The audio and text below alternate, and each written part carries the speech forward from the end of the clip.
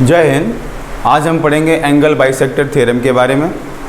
ये angle bisector theorem क्या होता है। इसके पहले हमने बेसिक प्रोपोर्शनलिटी थ्योरम पढ़ा था। इसके पहले हमने उसके आगे का ही टॉपिक है एंगल बाइसेक्टर थ्योरम, जिसके अंदर हम बीपीटी को यूज़ करेंगे। बेसिक प्रोपोर्शनलिटी थ्योरम को हम यूज़ करके हम एंगल बाइसेक्टर थ्योरम को प्रूव करेंगे। आप डायग्राम देख सकते हैं। डायग्राम में ट्रायंगल ए बी सी है। ट्रायंगल ए बी सी में रे ए डी क्या है, एक एंगल बाइसेक्टर है। एंगल बाइसेक्टर है, इट मीन्स कि एंगल बी ए डी और एंगल सी ए डी दोनों क्या हैं, कॉन्ग्रुएंट है। ठीक है, हम गिवन में लिखते हैं, दत्त में क्या लिखेंगे, in triangle A B C, त्रिभुज ए बी सी में रे A D is angle bisector of angle BAC। Kiran AD कोण BAC का कोण समद्विभाजक है। ये क्या हो गया, मेरा दत्त हो गया, ये मेरा गिवन हो गया।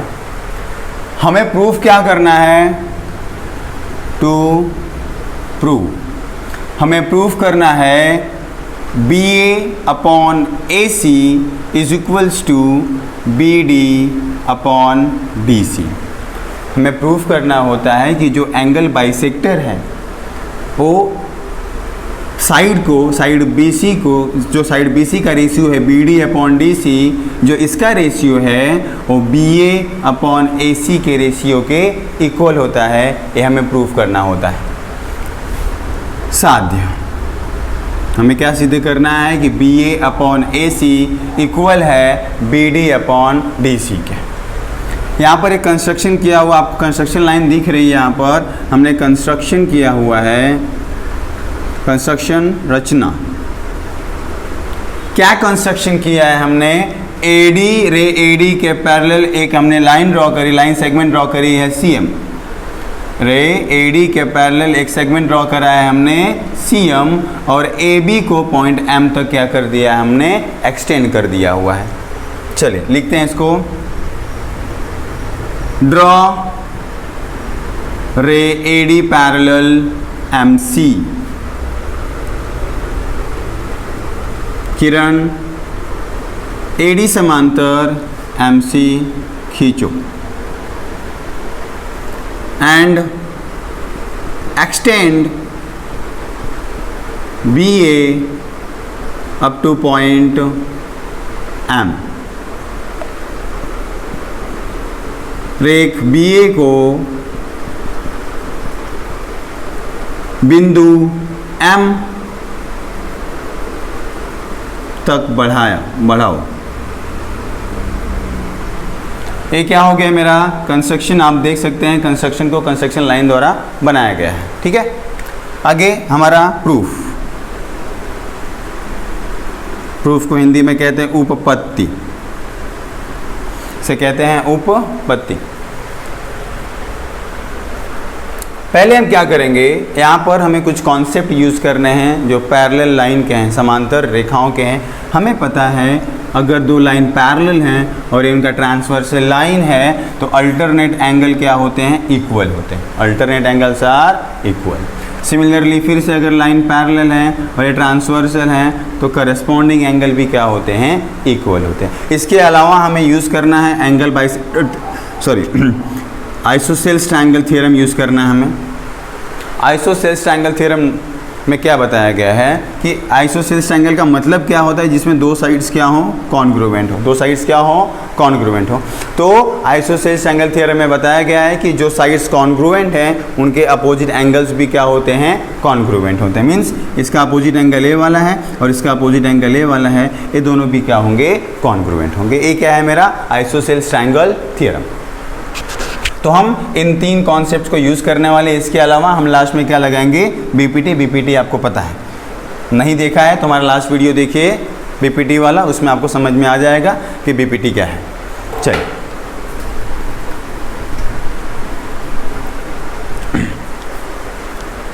प्रूफ देखते हैं हम लोग। हियर यहाँ क्या दिख रहा है हमें कि AD पैरेलल है CM के। AD CM के क्या है? पैरेलल। कैसे मालूम चला हमको? कंस्ट्रक्शन से, रचना से समझ में आ रहा है कि दोनों क्या हैं? पैरेलल हैं। एंड AC इज ट्रांसवर्सल, और AC क्या है? तिर्यक रेखा है। AC तिर्यक रेखा है। तो AD पैरेलल है MC के, ध्यान से देखिए, AD पैरेलल है MC के और AC क्या है? इनका ट्रांसवर्सल है। क्या हो जाएगा? A वाला एंगल के इक्वल हो जाएगा। क्यों? Alternate angle. Therefore angle BAC congruent होगा एंगल ACM के। क्यों? अल्टरनेट एंगल, हिंदी में एकांतर कोण। इसे नंबर दे देंगे हम 1। क्या समझ में आया कि DAC किसके इक्वल हो गया? ACM के। नाउ अब फिर देखेंगे, फिर लिख रहा हूं मैं कि AD क्या है? CM के पैरेलल है। जो AD है वो CM के पैरेलल है। और इस बार हमने AC को ट्रांसवर्सल लिया था, इस बार हम क्या करते हैं? BM को। आप BM के बदले आप AM भी लिख सकते हैं। BM हम ट्रांसवर्सल ले रहे हैं। And BM is transversal line, तथा BM तिर्यक रेखा है। ये हमारा फिर से वही कंस्ट्रक्शन। इस बार क्या है हमारा? BM ट्रांसवर्सल लाइन है। इसको अगर बाहर निकालें तो कुछ हमें ऐसा दिखेगा। ये मेरा B है, ये मेरा M है, सॉरी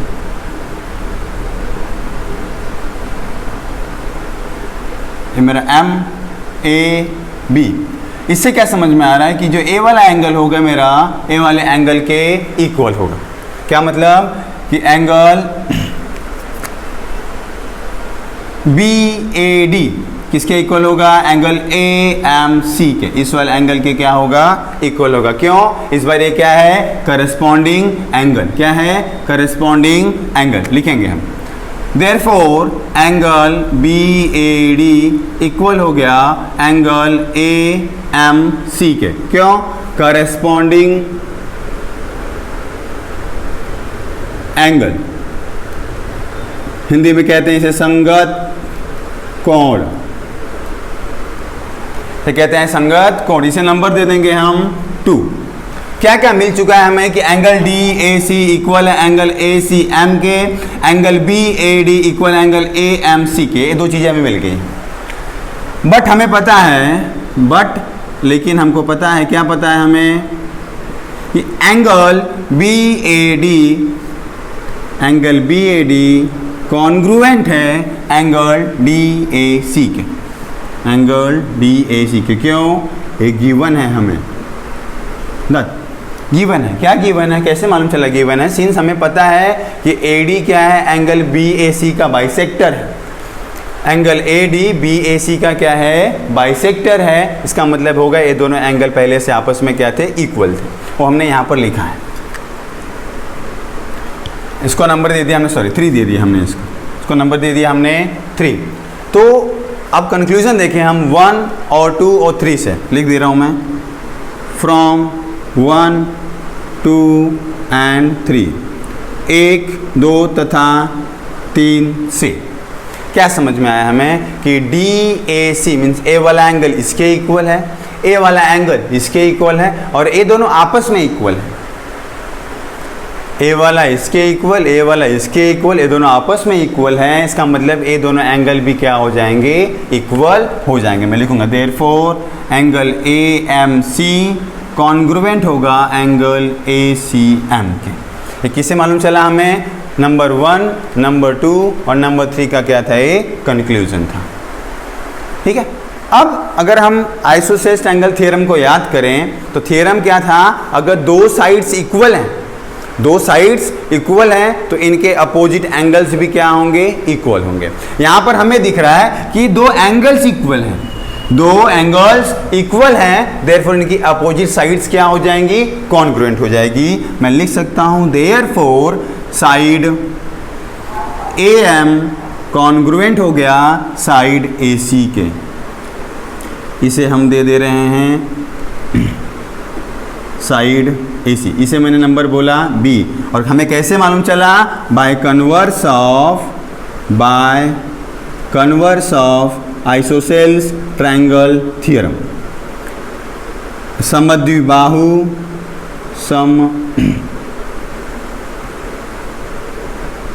द्विबाहु त्रिभुज के प्रमेय के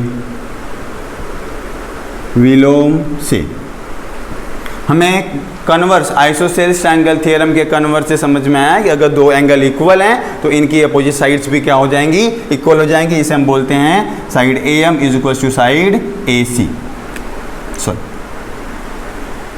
इसे नंबर दे दिया हमने B।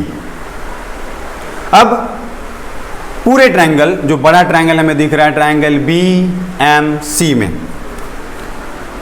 इन ट्रायंगल BMC, त्रिभुज BMC में अगर इस ट्रायंगल को हम देखें तो हमें कंस्ट्रक्शन से समझ में आता है कि AD क्या है, MC के पैरेलल है। AD क्या है, MC के पैरेलल है और BM को पॉइंट A पर और BC को पॉइंट D पर क्या करती है, इंटरसेक्ट करती है। अगर हम BPT को याद करें तो BPT में यही बताया गया है कि अगर एक लाइन किसी लाइन के पैरेलल, किसी ट्रायंगल में किसी लाइन के पैरेलल हो और रिमेनिंग टू साइड्स को दो डिस्टिंक्ट पॉइंट पर अगर इंटरसेक्ट करता हो तो हम BPT लगा सकते हैं वहाँ पर। तो हम यहाँ पर भी क्या कर सकते हैं, BPT लगा सकते हैं। यहाँ पे लिख दूंगा मैं कि सीन्स AD पैरेलल किसके है, MC के है या CM के है। AD क्या है, CM के पैरेलल है, MC के पैरेलल है। अप्लाइंग BPT समानुपात के मूलभूत प्रमेय से, समानुपात के मूलभूत प्रमेय से, समानुपात के मूलभूत प्रमेय से हमें क्या मिल जाएगा, अगर मैं देखूं तो हमें क्या मिला कि BA upon AM is equals to BD upon DC। BD upon DC ये हो गया मेरा समानुपात का मूलभूत प्रमेय मैंने लगाया है इसमें, तो मुझे क्या मिला, BA upon AM is equals to BD upon DC। इस बात को क्लियर कर लेते हैं हम लोग, एक बार रिवाइज कर लें। अगर ये लाइन इसके पैरेलल है, नाम दे दिया मैंने PQRST, ऐसा ट्रायंगल है, तो जब BPT लगाएंगे तो BPT क्या हो जाएगा, PS upon SQ is equals to PT upon TR। यहाँ पर डायग्राम का ओरिएंटेशन थोड़ा अलग दिया है, आप थोड़ा समझ सकते हैं इन चीज़ों को। अगर आपको समझ में नहीं आता है तो आप ओरिएंटेशन ड्रॉ करिए, सही ओरिएंटेशन ड्रॉ करिए, आप उसके हिसाब से कैलकुलेट करिए कि रेशियो क्या आने वाला है। ठीक है, अगर हमें आपको और समझना है तो हमारा पिछला वीडियो देखिए, BPT का वीडियो बनाया हुआ है पहले से, आप उसको चेक करिए और वहाँ समझिए कि BPT कैसे अप्लाई होता है। फिर भी मैंने आपको एक आउटलाइन दे दिया यहाँ पर कैसे कैसे BPT अप्लाई हो रहा है। तो हमने क्या किया, BPT अप्लाई किया तो हमारा रेशियो क्या आया, BA upon AM is equals to BD upon DC। इसे मैं बोल रहा हूँ कैपिटल B। हमें क्या देखना है, कैपिटल A को देख, सॉरी A मेरा कैपिटल A था, सो बोलो कैपिटल A, और वो मेरा क्या है, कैपिटल B। A और B को देखेंगे तो जहां पर AM है, मैं AM के बदले क्या रख सकता हूं, AC रख सकता हूं। AM के बदले मैं AC रख सकता हूं, तो मेरा रेशियो हो जाएगा BA upon AC is equal to BD upon DC। मैंने क्या किया, BA upon AC is equals to BD upon DC, और यही हमें क्या करना था, प्रूफ करना था, BA upon AC is equals to BD upon DC। इस प्रकार हमने क्या किया, एंगल बाइसेक्टर थ्योरम को हमने प्रूफ किया, कोण समद्विभाजक प्रमेय को हमने क्या कर दिया, सिद्ध कर दिया। Thank you.